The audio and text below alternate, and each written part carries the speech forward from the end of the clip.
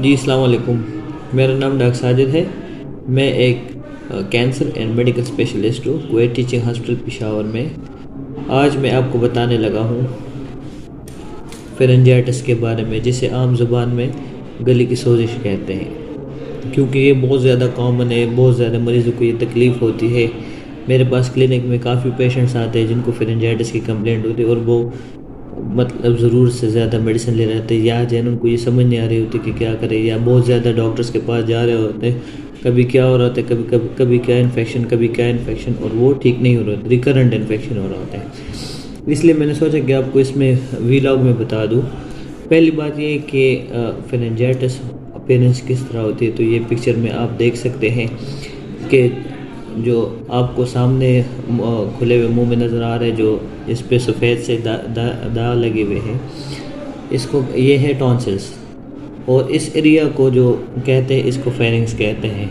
तो अगर आप देख सकते हैं तो सब वाइट से डिपॉजिट से टॉन्सिल्स बड़े हुए हैं और सोजिश है, रेड अपीयरेंस है। अगर आप देख लें, ये बेसिकली फेरेंजाइटिस के ये अलामात होते हैं। जब हम मरीज़ को कहते हैं कि मुंह खोलो, और हम उसकी मिरर लाइट और मिरर के ज़रिए उसका एग्जामिनेशन करते हैं। फिर ये है कि जो सवाल है बेसिकली कि फेरेंजाइटिस होता क्यों है।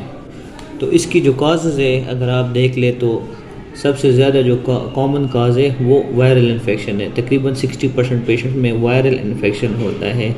डिफरेंट किस्म के वायरसेस होते हैं, उससे इफ़ेक्ट होता है। हर्पीज़ वायरस हो गया, डिफरेंट वायरस हो गए, और दूसरे जो है ना कोई 30% जो आप देख ले तो वो बैक्टीरियल इन्फेक्शन है।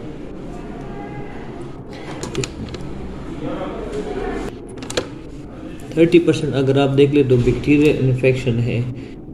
और इसमें इससे ये समझ आती है कि जो एंटीबायोटिक्स हम आमतौर पे जो बहुत ज़्यादा यूज़ कर रहे हैं, तो इसकी ज़रूरत नहीं होती, क्योंकि वायरस पे जो है ना एंटीबायोटिक्स काम नहीं कर रहे होते, और हम ऐसे ही जो है ना एंटीबायोटिक्स प्रिस्क्राइब किए जा रहे होते हैं, या मरीज़ अपनी तरफ से वो क्लिनिक वगैरह पे जाके या जो है ना फार्मेसी जाके एंटीबायोटिक्स ले रहा होता है। और उसका नुकसान ये है कि पेशेंट्स में बैक्टीरियल रेजिस्टेंस डेवलप हो जाती है, जो आजकल एक बहुत बड़ा जो है ना इशू है। क्योंकि एंटीबायोटिक्स जो है ना काम नहीं करे, बैक्टीरिया रेजिस्टेंस डेवलप करे, और नई एंटीबायोटिक्स जो है ना बन नहीं रही, या अगर बनती है तो वो उस पर इतनी इफेक्टिव नहीं जो आज से कोई 10-15-20 साल पहले इफेक्टिव होते थे। फिर इसमें जो सवाल ये होता है कि इसके अलामात क्या है। तो वो हर किसी को तकरीबन लाइफ में फेरेंजाइटिस हुआ होगा, तो उसके अलामात उसको पता है कि मरीज़ को गले में दर्द हो रहा होता है, उसे बुखार हो रहा होता है, वो चीज़ निगल नहीं सकता, उसको चुभन हो रही होती है, और बार बार जो है ना खांसी आ रही होती है, जो आमतौर पे खुश्क खांसी होती है।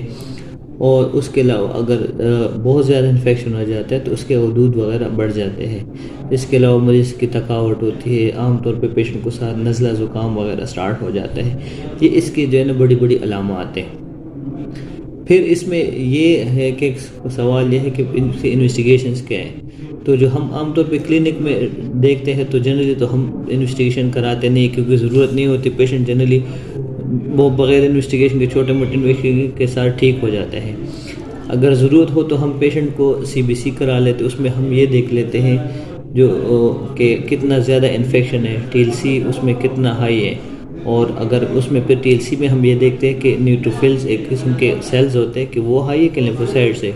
अगर न्यूट्रोफिल्स ज़्यादा हाई है तो हम ये कहते हैं कि ये जो है ना बैक्टीरियल इन्फेक्शन है, और अगर लिम्फोसाइट्स ज़्यादा है तो हम कहते हैं कि ये वायरल इन्फेक्शन है। नॉर्मल TLC 4 से 11,000 होता है, तो ये 11,000 से ऊपर चला जाता है। दूसरा ये है कि जो 3 से 35 साल के उम्र के लोग हैं, तो उसमें हम ज़रा ज़्यादा विजिलेंट होते हैं। जो मैं आमतौर पे रूटीन में कराता हूँ कि उसका कल्चर स्वाब करा ले, उसके गले से जो है ना थोड़ा सा जो है ना कॉटन के ज़रिए ये जो पस होता है ये ले लेते हैं, और उसके टेस्ट करा लेते हैं स्टेफ ऑरियस के लिए। क्योंकि अगर पेशेंट को जो है ना स्टेफिलोकोकल इन्फेक्शन हो रहा होता है, तो उसके ये आगे ये कल्चर हम इसलिए कराते हैं कि स्टेफिलोकोकल इन्फेक्शन के लिए, क्योंकि अगर मरीज़ को स्टेफिलोकोकल इन्फेक्शन हो जाता है तो लॉन्ग टर्म में एक डिजीज़ होती है जिसे रूमेटिक फीवर कहते हैं, और फिर रूमेटिक फीवर की कम्प्लिकेशन होने के चांसेस होते हैं, जो कम्प्लिकेशन में दिल पे इफ़ेक्ट कर लेता है, दिमाग पे इफ़ेक्ट कर लेता है, मरीज़ के जोड़ों पे इफ़ेक्ट कर रहा होता है, उसकी जो है ना डिफरेंट अपीयरेंस होती है, और दिल का प्रॉब्लम उनका काफ़ी ज़्यादा होता है, और इससे मरीज़ को आगे दिल की जो है ना वॉल रिप्लेसमेंट जो है ना ज़रूरत होती है, दिल के वॉल चेंज करनी होती है। फिर जो है ना कुछ इन्फेक्शन, कुछ ब्लड के टेस्ट ESR CRP, वो हम ये देखते हैं कि कितना ज़्यादा इन्फेक्शन है, उससे इतनी समझ आ जाती है। और इसकी जो मैनेजमेंट है तो वो आपको मैं बता दूं कि मैंने आपको बता दिया कि पहले तो ये कि वायरल इन्फेक्शन है, तो जो वायरस होता है उस पर आमतौर पर एंटीबायोटिक्स काम नहीं कर रही होती है। इसलिए बेहतर ये है कि एक तो मरीज़ को आप रीअश्योरेंस दे दे के जो है ना मरीज़, ये कोई टेंशन की बात नहीं है, ये इंशाल्लाह कुछ दिनों में ठीक हो जाएगा। और उसके मरीज़ की जो सिम्टम पीलिएशन है, मरीज़ की आराम के लिए मेडिसिन हम दे देते हैं। पहली बात उसको ये है कि आप ज़्यादा से ज़्यादा पानी पिया करें। दूसरी बात ये है कि जो दर्द के लिए हम उनको पेनाडाल, सबसे बेस्ट इंसेड मेडिसिन है, वो हम दे देते हैं। तीसरा जो है ना, अगर उसको गले की बहुत ज़्यादा तकलीफ़ है तो गार्गल्स हम प्रिस्क्राइब कर लेते हैं, जिस पे आमतौर पे मैं जो पेशेंट्स को देता हूँ वो बेंजरीन गार्गल्स एक बहुत ज़्यादा इफ़ेक्टिव है और काफ़ी हद तक मरीज़ को उससे रिलीफ हो जाता है। और स्टीरॉयड ड्रेंस भी हम दे सकते हैं। मैं एक तरीका ये करता हूँ कि मैं पेशेंट को कहता हूँ कि नमक नीम गर्म पानी ले ले, नमक उसमें मिला ले और साथ उसमें डेटोकार्टेल की 2 गोलियाँ जो स्टीरॉयड गोलियाँ वो मिक्स कर ले और उससे गार्गल्स कर ले, तो उससे काफ़ी हद तक मरीज़ ठीक हो जाता है। अगर फ़र्ज़ करें बहुत ज़्यादा फीवर है, गले में सोजिश भी बहुत ज़्यादा है, गले में येलो कलर के डिपॉजिट्स भी हैं जो ट्रांसलाइटिस वगैरह के उसके सिम्टम में आते हैं, तो फिर हम उनको एंटीबायोटिक्स दे देते हैं, जिसमें आमतौर पे हम जो अगमेंटिन एक कॉमन ड्रग है हम इस्तेमाल करते हैं, मॉक्सेल इस्तेमाल कर सकते हैं, मॉक्सिफ्लॉक्सासिन इस्तेमाल कर सकते हैं, डिफरेंट जो है ना एंटीबायोटिक्स अवेलेबल हैं।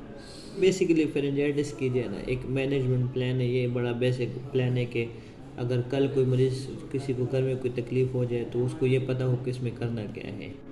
तो पहले जो आपको मैंने बता दिया कि परेशान नहीं होना, ये ज़्यादातर बैक्टीरियल वायरल इन्फेक्शन की वजह से होता है। ख़ुद तकरीबन 3-4 दिन में ख़ुद बहुत ठीक हो जाता है। और ये है कि इसकी कोई इतनी ज़्यादा कोई इन्वेस्टिगेशन नहीं, एक है जो CBC हम करा लेते हैं। और मैनेजमेंट में क्या है कि सिर्फ पानी ज़्यादा पीना है और पेनाडाल या पोन्स्टान या वोरिन टैबलेट लेनी है। अगर इसके साथ पेशेंट को एलर्जी वगैरह है तो एंटी एलर्जिक मेडिसिन वो ले सकता है, जिसमें सिट्रिजीन है, फेक्सोफिनाडीन है। मैं आमतौर पे जो मेरी प्रैक्टिस है, मैं अगर नज़ला साथ भी है तो मैं फेक्सेड डी या टेलीफास डी देता हूँ, बहुत ज़्यादा इफेक्टिव है और मरीज़ का ये नज़ला वगैरह का सिस्टम ये जो ना बिल्कुल ख़त्म हो जाता है, मरीज़ ठीक हो जाता है। इसमें कोई क्वेरी हो तो आप मुझे बता सकते हैं, कमेंट कर लें, इस चैनल को लाइक करें, सब्सक्राइब कर लें और बेल आइकन को ज़रूर प्रेस कर लें। Thank you.